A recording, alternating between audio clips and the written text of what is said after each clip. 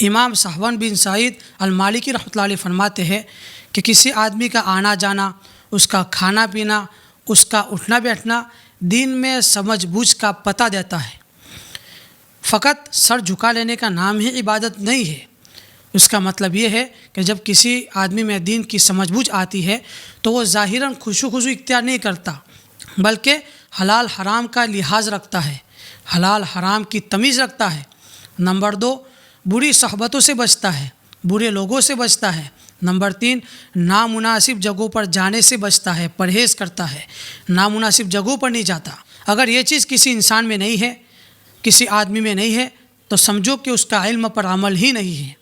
اس لیے چاہے کوئی عالم دین ہو، چاہے کوئی دین کی سمجھ بوجھ رکھنے والا ہو، اگر وہ حلال حرام سے بچتا ہے، بری صحبت سے بچتا ہے، نامناسب جگہوں پر جانے سے بچتا ہے، تو سمجھ لو کہ اس کا اپنے علم پر عمل ہو رہا ہے۔